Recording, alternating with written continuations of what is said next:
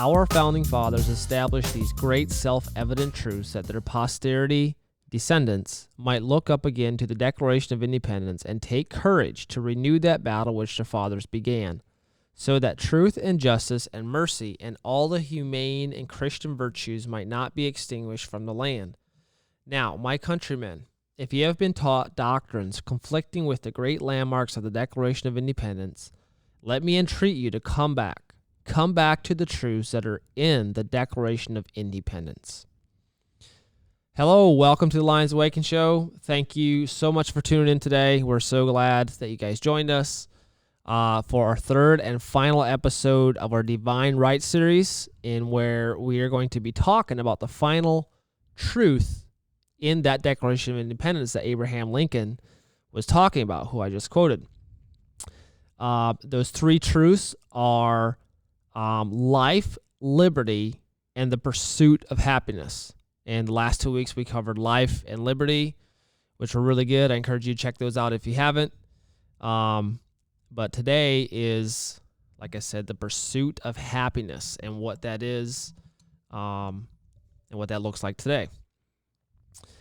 So, Caleb. Yeah. What is the pursuit of happiness? What is the right? We got a show for you. No, I'm kidding. Shout out to the Hodge twins. That's right. Well, if we look at the origin of that phrase, it was coined by the English philosopher John Locke. He's one of my heroes. I love that guy.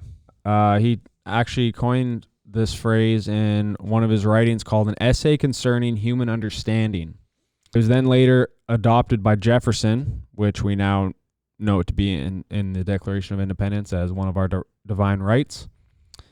But Locke and Jefferson and many people during that time, all people really during that time, their definition and view of that phrase, pursuit of happiness, was completely different to how we nowadays interpret or view that phrase. To a lot of people now, that phrase is defined as basically chasing after the American dream. Like how much money, fame, cars, mansions, boats, you name it. How much things can you get and accumulate? It's all about possessions and material things. And then to a lot of other people now, that phrase is used as an excuse for immoral behavior, or like an excuse to act on your feelings or expressions of however you want to feel or express yourself. With the possession part, I think that was more of a millennial and previous generations. Like the pursuit of happiness was like, oh, how much stuff can I get? Fame, success, all this stuff. Like that was more previous generations, I think. I think nowadays in our generation, it's more about feelings. Like the pursuit of happiness is defined about how you feel. Immediate gratification. Exactly. And, the LGBTQ community is a great example of this. Exactly. They are a prime example of this. It's all, the pursuit of happiness is defined and based on feelings, like straight up. Homosexuality, like I'm a man, I feel happier or better when I'm with another man. Right. Transgenderism, I'm a man, but I feel like I'm a woman. Therefore, I'm going to, transition and be a woman. Gender expression. I may be born a man, but I don't feel like I identify as a man, or I don't feel like I identify as a woman. So I'm non-binary.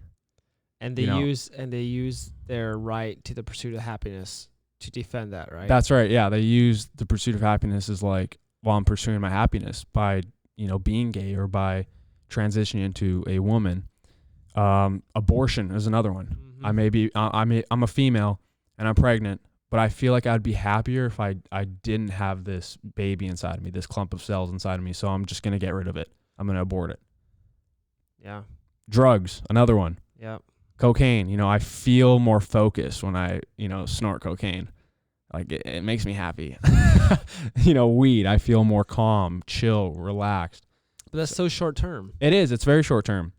And so, yeah, you have these two like really bad basically definitions of pursuit of happiness that we live by here in the West as of today. And it's the physical stuff, possessions, and then it's the feeling stuff, the expressions. I mean, I do like having possessions. Oh, of course. I do like having It's my own good. house. It's amazing. It's just when that's the end goal, when that's what makes you happy and that's it. Like, how many cars can I get? How many mansions and all this stuff can I get? If that's your goal, then it's like, that's right. Wrong. Because we all know there's a lot of famous people and rich people who have everything in the world, but they're not happy at all. Right. It can attribute, those things can attribute to your happiness. That's right. But not all your happiness. Be your happiness. That's exactly right. Yeah. That's good. And believe it or not, John Locke, who again originated this phrase, he talked about this literally 400 years ago. Back in the 1600s. Yeah, he talked about this. He mentioned this. Was he in 1500s or 1600s? He was 1600s. 1600s, yeah. Locke believed in two different types of happiness. The first being an imaginary happiness. This is a false pleasure that promises immediate gratification, but is typically followed by more pain. Locke gives an example of this with alcohol and like drunkenness. You know, it promises short-term euphoria, but is accompanied by unhealthy effects on the mind and the body. Mm-hmm. Wow. Another great example is pornography, smoking. Basically, imaginary happiness is like hedonism, just kind of like whatever turns you on, whatever you feel pleasure. Right. Just pursue after it and do it. And the second type of happiness is what Locke calls, ready for this?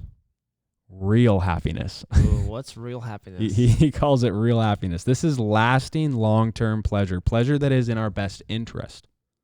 Okay. This is pleasure that benefits us. So virtuous and godly pleasures, like abstaining from sex before marriage, marriage itself, having kids, exercising, eating healthy, building friendships, like pleasure that lasts and basically better oneself. So it's like it actually fulfills you long term. That's it right. actually fills the actual void that's in you. Exactly. Whereas just trying to fill that with temporal things. Yep, exactly. Wow. And Locke, he actually believed that real happiness is the foundation of liberty. Not in the sense that you're free to pursue after the happiness, but in the sense that when you pursue after and attain the things that bring forth real happiness, it actually liberates you from basically the things that enslave you. From your fleshly desires. The fleshly desires and passions. Basically our sinful nature.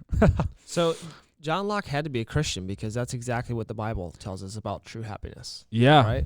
Yeah, I'm pretty sure he's a Christian. Because these are Christian principles anyway. That's right.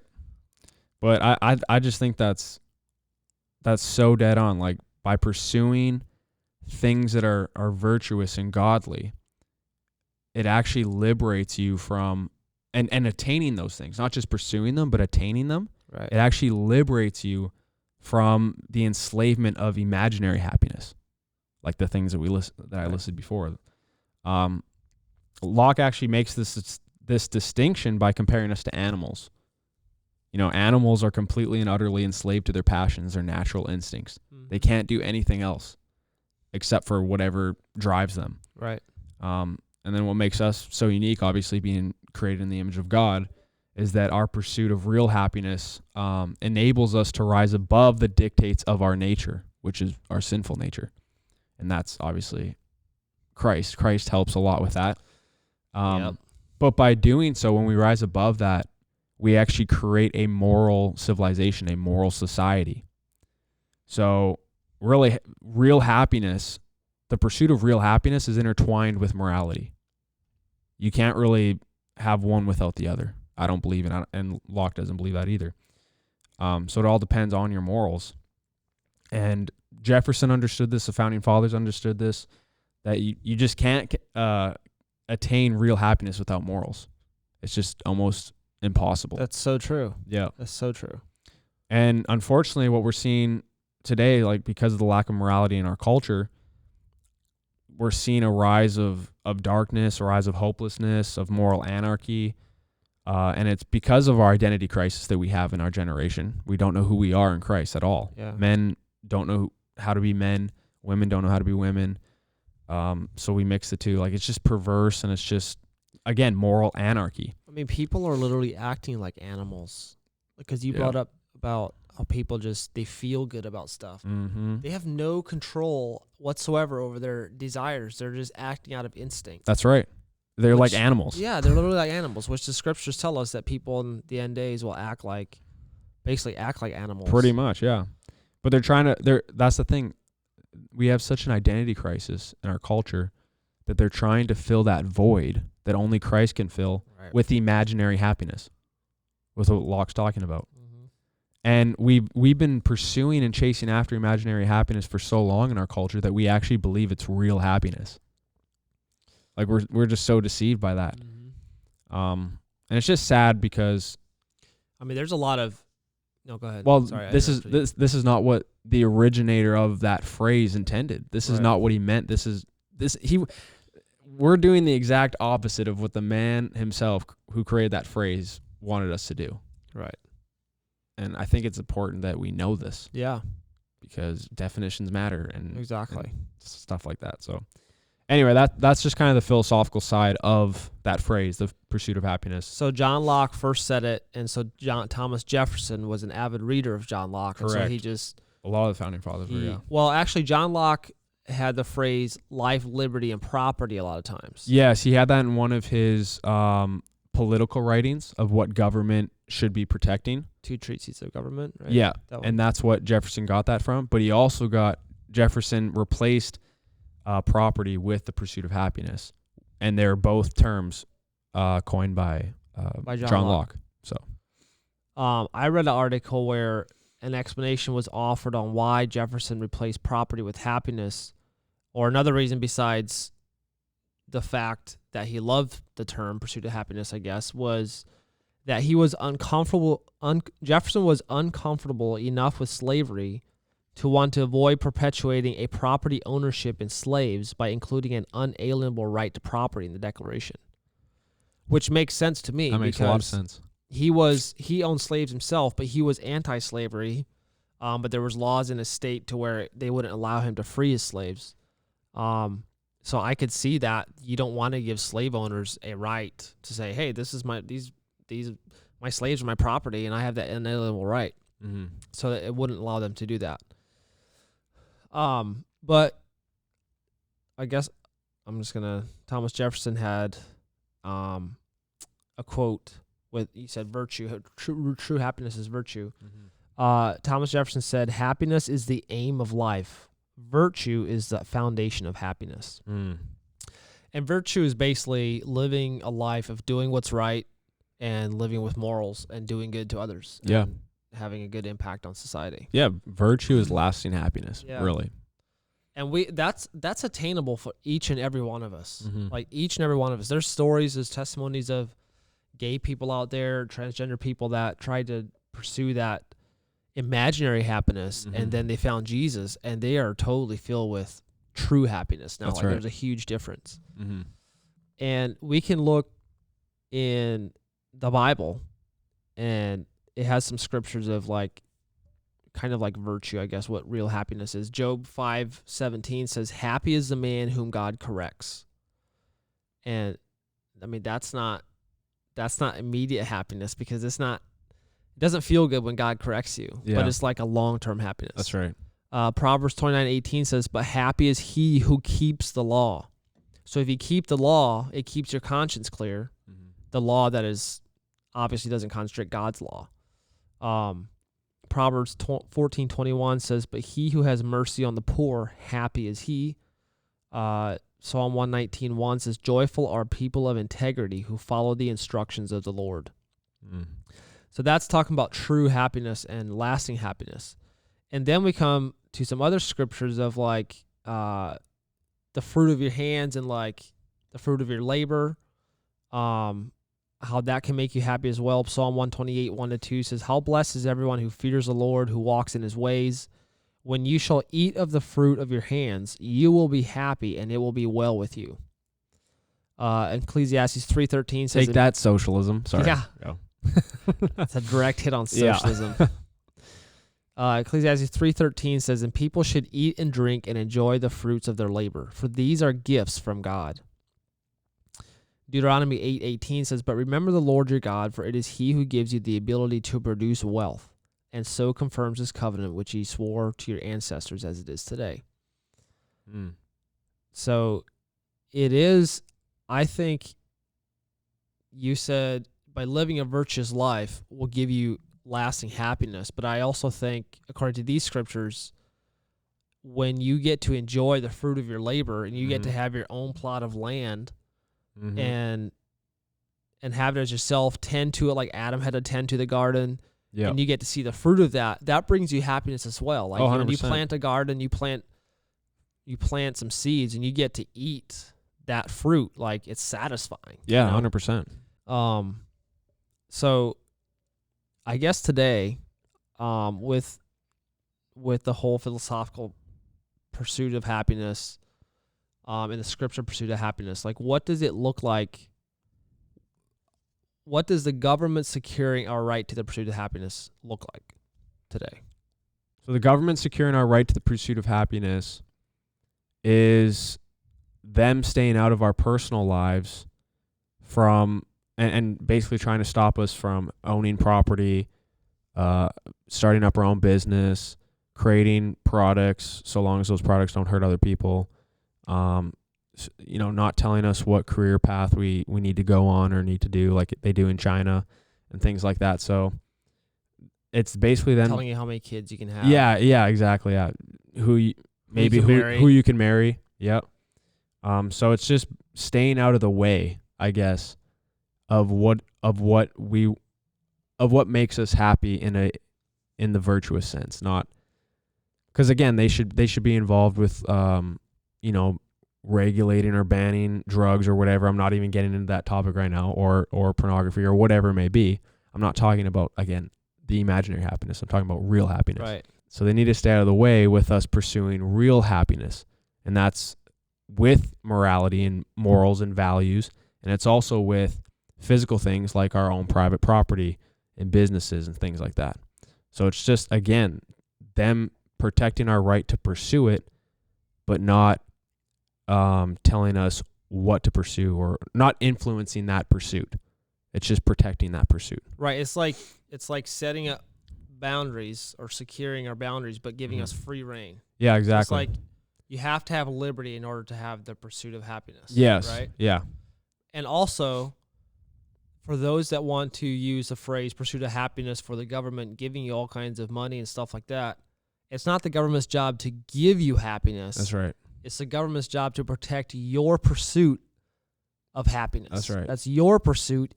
Only you can attain lasting happiness. That's up to you. Yeah. Benjamin Franklin said an amazing quote: "The U.S. Constitution doesn't guarantee happiness, only the pursuit of it." That sums it up right there. That sums it up. That's good. Wow. So what does it look like today when the government violates or becomes destructive of this right? Have they come destructive to our right of the pursuit of happiness? Yeah, they have, through high taxation, through, I guess, allowing riots to happen, and like what we saw last summer with BLM and Antifa and the lockdowns and all this stuff. Like, they have allowed basically people like BLM and Antifa to destroy other people's happiness, their businesses, their means of living. Yeah. And the lockdowns too, the government with their government lockdowns, they've destroyed so many businesses which were the fruit of people pursuing after their happiness, which is directly violating their right to the pursuit of happiness, actually destroying it. Because again, you can be happy, you can have the Lord and be happy, but how happy are you going to be also when you can't feed your family? Yeah. If you don't have a business, that's part of life. That's why the founders saw this as a natural,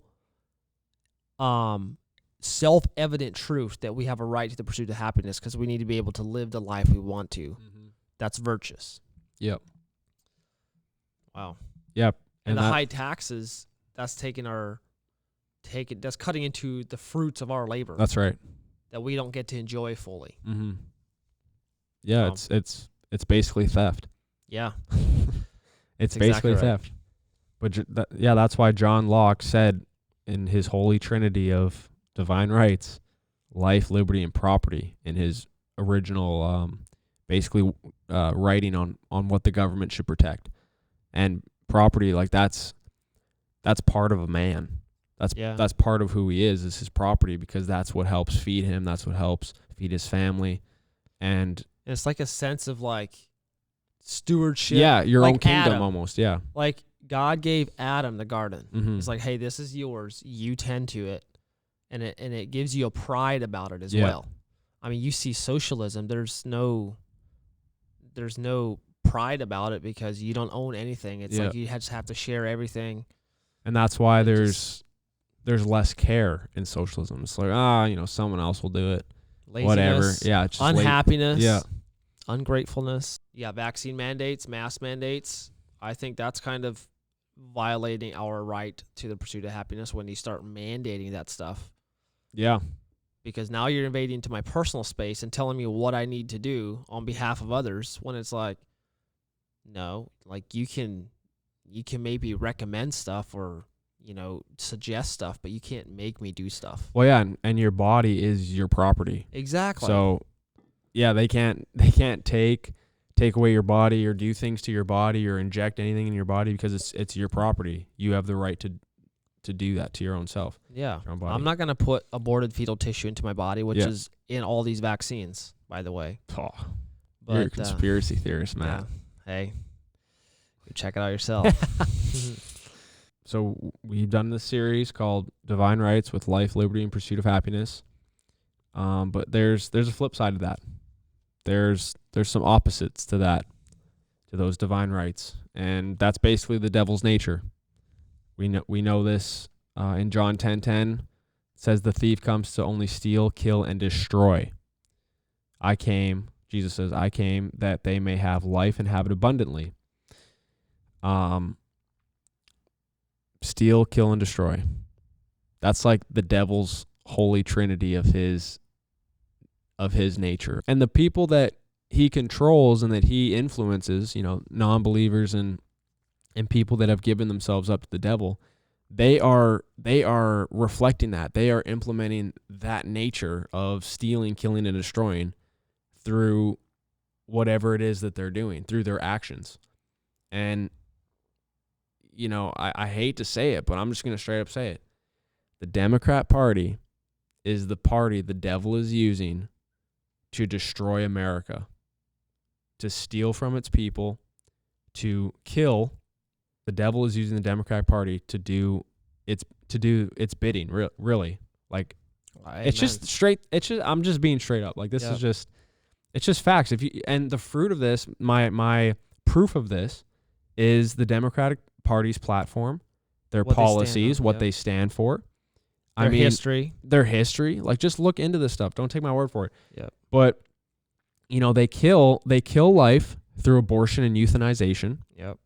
Like, they're all for that, 100%. They steal liberty through basically unnecessary and unlawful taxes, which is like socialistic policies, as well as laws that go against our freedom of speech, freedom to worship, freedom to bear arms.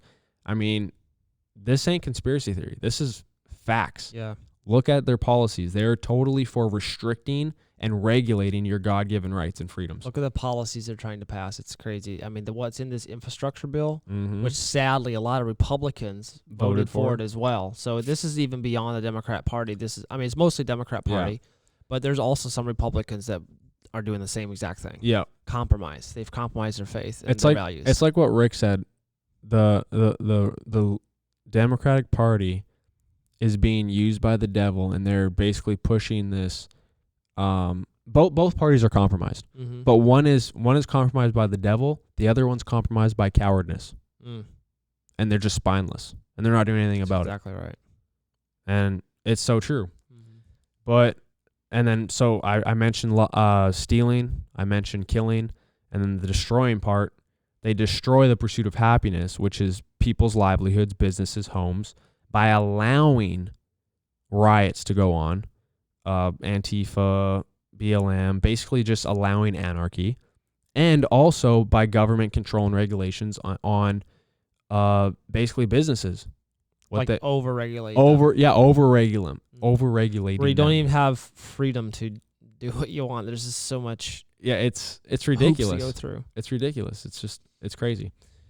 So yeah, that's kind of the antithesis of our divine rights. So whenever you see people that basically promote stealing, killing, destroying, just know that they're not from God. Amen. Yeah. Very, very well said. So I hope you get listeners and viewers got a lot out of this series. Again, our purpose was so that to educate you and ourselves on what our God-given rights are, because a lot of people don't know them today. But the first step is to know them so that you can stand up for them and then, if necessary, defend them. Know them, preserve them, defend them. Exactly. Yeah. And to kind of sum this whole series up, John Jay, we're going to leave with a John Jay quote. He was the first Chief Justice of the Supreme Court of the United States. He said, quote, "Every member of the state ought diligently to read and to study the Constitution of his country and teach the rising generation to be free. By knowing their rights, they will sooner perceive when they are violated and be the better prepared to defend and assert them." End quote. So there you have it. Boom. There you have it. Remember, if you enjoyed this video, if you enjoyed this podcast, please share. Like us on Facebook, like us on Instagram, like us, subscribe on our YouTube page. Check us out on linesawaken.org on our website. Scroll down to the bottom, sign up with your email address and your name to get the roar straight to your inbox. That's right. So, God bless you, and God bless America. Keep roaring the truth, baby.